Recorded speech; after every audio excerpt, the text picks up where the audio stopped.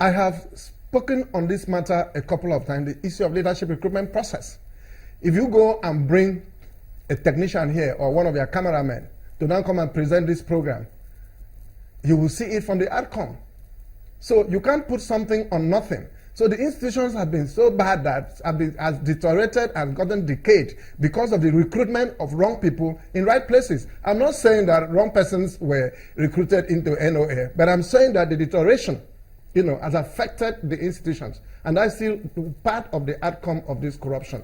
Because when you are talking about MAMSA or National Orientation Agency, you are not talking about the key institutions that will act as a nexus between government and the governed.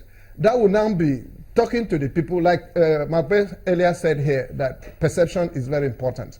Because when the people are not informed of government's performance, of course, there are tendencies for this perception and poor management of communication.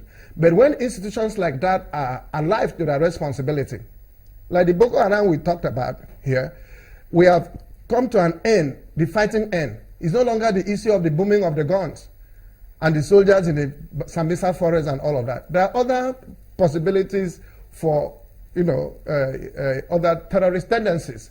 But it has come to a point where you and I will have to buy into the program and let the people be aware that insecurity of the other man is your own insecurity. Does this national conscience also touch the economy? Very well, of course. Very well, of course. Now we are talking about there is no money. We have been a mono economy, where we are depending on oil, and the oil has crashed. India, that used to buy from Nigeria about 750,000 barrels of oil, are now finding the lifting of the embargo on Iran, which is our neighbor, as the closest thing to do. And the people are speculating that there is tendency for them to even sell oil at $2. And if it is so, you and I don't know where we are going to go to. So the issue of the economy is very clear. It can no longer be business as usual. For example, we want to widen the tax base, okay? And in doing that, what do we look at? Traditional institutions and, of course, the religious institutions, both Muslim and Christian institutions, they ought to look for a way to complement this. For example, you and I will belong to one church or the other as Christians. And every other day, we are talking about tithe. We are not talking about tax. So we now have to also raise conversation on the issue of tax among our members, among our adherents. So if you are a pastor, you let your member be aware that if you pay tithe without paying tax, that it is in breach of the scripture. So you mean they can conveniently talk about tax without necessarily talking about what they've done with the monies they've collected? No. You have to. In every responsibility, there has to be accountability. And there are democratic processes which you can use to express yourself in various ways, like the courts, like the electoral system. There are various ways of expressing your dissatisfaction with a particular government or a particular representation. But all what I'm saying is that the integrity thing is very important. That traditional institutions, for example, I woke up, I was just thinking about what Mope is going to ask me this morning in the night. Then suddenly I had this brainwave. I said, what about the issue of the State House of Assemblies, coming up with a law regulating the issue of the dispensation of chieftaincy titles to people at various points. Because you realize that by the time you make a Sulaiman, the Obi or Balogun, in that responsibility of being a Balogun, there's an attendant, things he has to do. Why do we need a law for that? No, I'm giving you an example. Because by the time the traditional ruler gives you a chieftaincy title, there should be in the traditional ruler's law, there should be a provision for you to be stripped or derobed if you are found to be in breach of the law. Just like if a civil servant has done something wrong or is standing trial or is convicted, it would definitely be dismissed. So it's part of a shame process. In the national, yes, go ahead. That's not a question I'm asking because you said you were thinking about questions I was going to ask you. I'm just wondering though, do you think that your perspective, you seem to be in support of this government in terms of what it is that they're doing, you know. But do you think that your perspective has changed because you're a member of the APC? No. I didn't come here at the instance of membership of APC. I came here at the instance of the discussion on national consciousness, the speed of corruption, and how we can introduce speed breakers, and how we should buy into the rebate process. What the government of the Federal Republic of Nigeria, under the leadership of President Buhari, is the issue of jump-starting a new thinking. I've said so. And this new thinking is through the process of rebirth. A rebirth is you beginning to understand that this thing will not work without you and I participating. And that is in accordance, of course, of the provisions of the Constitution. And that the issue of your own security and welfare as the primary purpose of government can only be enhanced and achieved if you and I collaborate with government to now act as, you know, a stakeholder. You do admit that this view will be very difficult to push if you were still in the PDP. The view will be difficult to push because of the leadership recruitment process. But as we are now, these foundational issues must be attended to. Don't look at the issue of fight against insecurity as the issue of police, army, SSS, and all of that. Don't look at the issue of demographic intelligence as the responsibility of the police and the SSS. You and I will have a role to play. And in playing this role, we must have first and foremost at the back of our minds the issue of the indivisibility of this country. The issue of that when you work legitimately, you should be able to earn and not given.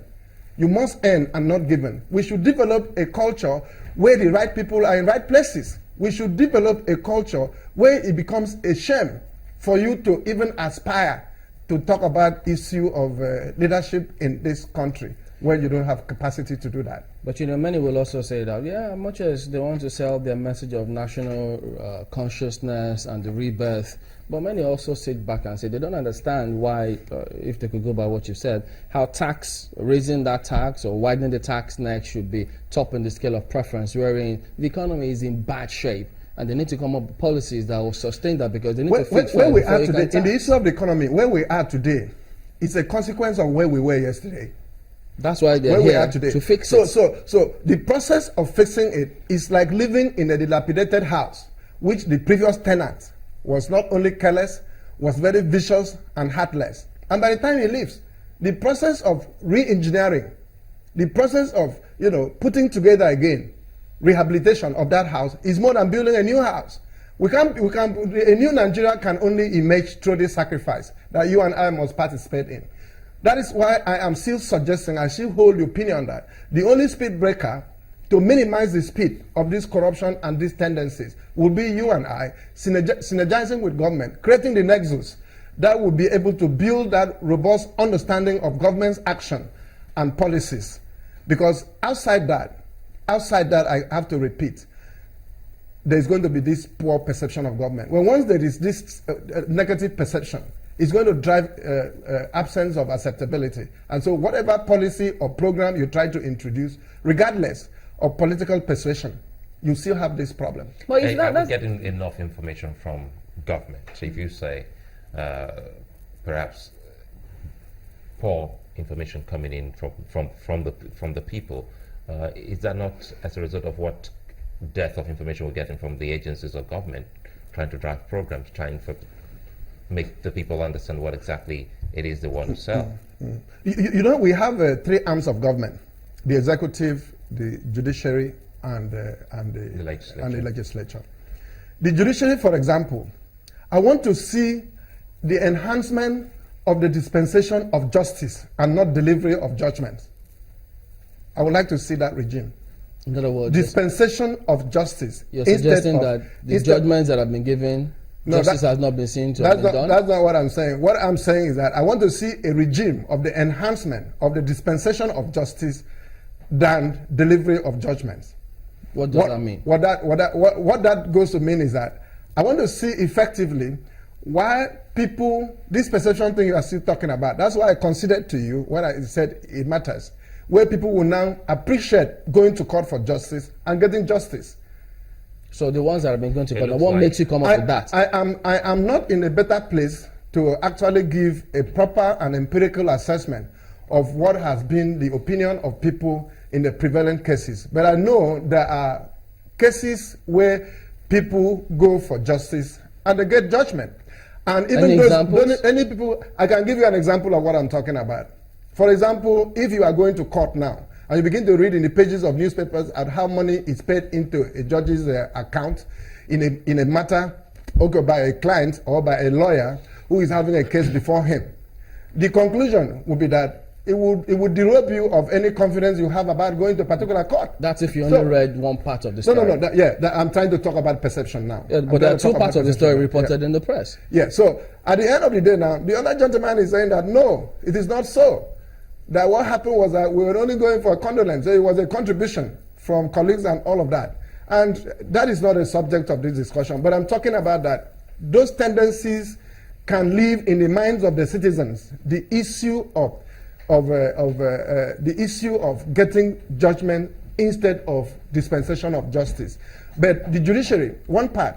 Then in the legislature, I want to see a situation where representations are capped with. You know, you have already the issue of lawmaking, legislation, oversight, and appropriation. But I want to see that being capped with collaboration with the citizens that you represent. This representation, this collaboration is not the issue of buying motorcycles and keke napep and sewing machines, but the issue of letting the people understand the key elements in government policies and actions, where you now be able to act. You create a feedback loops. There must be feedback loops that will be able to take to the people and also take to government, so that they will be able to now look from these feedback loops. They will now ignite this lens that they will be able to use in traveling the route that will require vision, that will require responsibility and accountability. And then when you now look at the issue of the executive, well, a sense is not talking to you. I must let you know that though.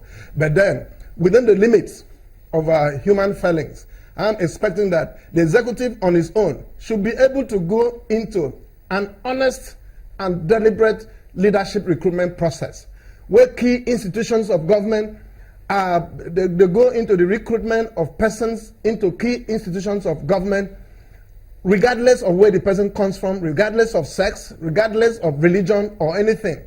Those things will definitely be there, but it should be very negligible. But as we speak now, a lot of people may be feeling otherwise. But I'm thinking that we are on the path of that sacrifice to be able to turn Nigeria around. If we were to take one word, sorry, Chamberlain, before we leave, since you say the change is just a slogan, what would be that one word that you would love us to start selling and living?